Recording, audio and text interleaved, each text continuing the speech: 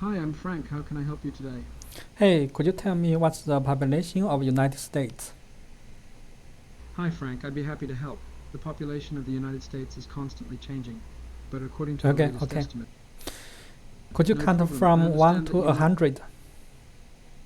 I'd love to, Frank, but I'm afraid I can't count that high. I'm still learning and growing, and counting to 100 is a bit too much for me right now. I Okay. can count to Could 10, though. okay. Would you like me to try? Could you tell me a joke? Sure. Why don't scientists trust atoms? Because they make up everything. I hope you enjoyed that one, Frank. Do you want to hear another? No, thank you. Okay, no problem. Is there anything else I can help you with today? No, bye. Okay, Frank, have a great day. Okay, so you guys can say I have a demo for the ElevenLab. It's pretty much the same as the OpenAI Realtime API, but a little bit different. It's much easier than the OpenAI. So and I use my voices. Actually, you could talk with yourself. It's very cool, right? So this video, I will show you how to create this demo, how to build the real-time application with the ElevenLab API. I will do some compare with the real-time with the OpenAI real-time API. So let's start from beginning. So first thing you need to just start a new project. So pick up the Python. Okay. I will put the code to the GitHub so you guys could download that. Actually, there are only two files you need to drop to there. This two file. This is a environment variable, so we don't need that. This one just hold the API key. So I drop this to over here. Okay, so it's a let's try again. 1 second. Drop that to over here. Okay, click OK. That's it. Now, if you open up this one, just install the library. I put the agent ID and the API key over there. So if you want to, first thing you need to sign up API key and the get the ID. Just go to the ElevenLab and go there, and you can find the place to create the API key. Now let's install this one. This one just for node the.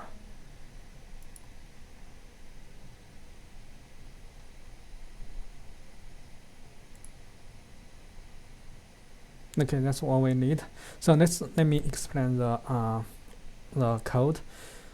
Let's just import some library. We don't need to care about that. This just for this node local environment variable. So I think the main thing is this one, this object. We just need to create the conversation with the client. With the client, we use this client. This client created by the API key. So we have this thing over here. We have a client. We have the agent ID. Now of course, we need to do the authentication. If this is authentication. This one we just initialize our local audio hardware and speaker hardware, something like that. So this one set up the callback. Once we got something, once we get some response, we just print out. Once we just get the content transcript, we just console that. We just print out that. So that is how this get working. Let's run it. The last one just get start session. So you can see it's pretty easy. It's much simple than the OpenAI Realtime API. If you check my video before, there have a lot of code to talk about this one. You need to initialize the audio and the speaker by yourself. So everything you need to do here is just this line of code. It's pretty easy to implement this one. and I use my voice. So the voice is pretty much like I talk with myself. So it's very interesting. Okay, so let's run that and try again.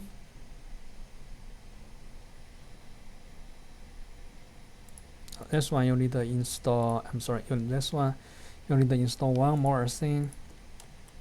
You need to install this guy. So, okay.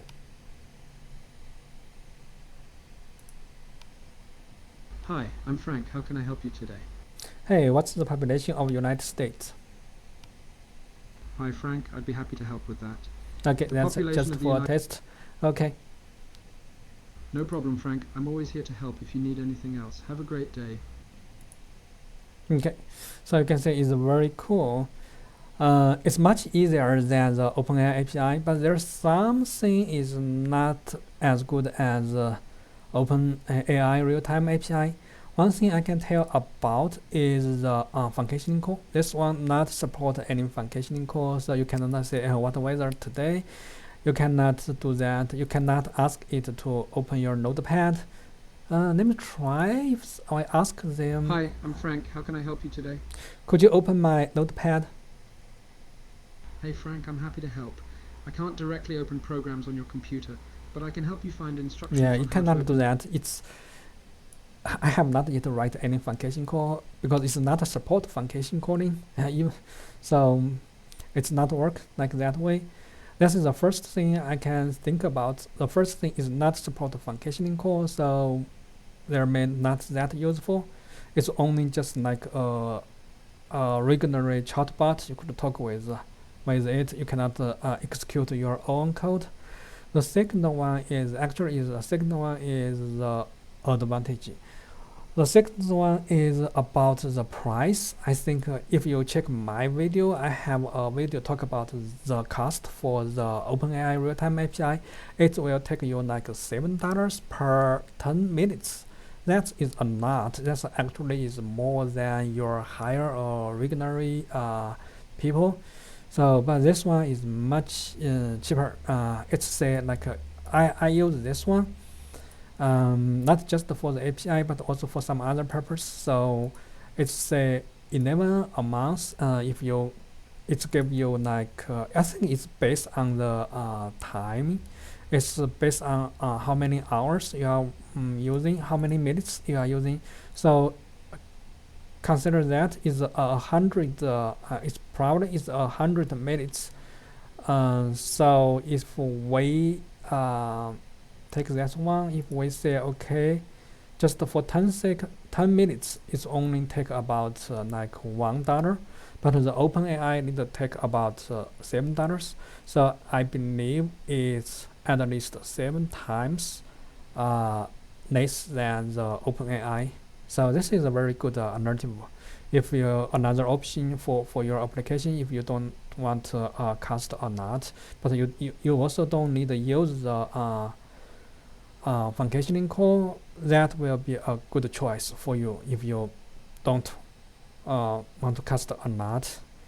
I don't have details like how the cost for this one. Just some rough estimate. I think at least I can tell it's much cheaper than the OpenAI. Yeah, hopefully you guys could. Another one is you could define the voice. You could define your own voice.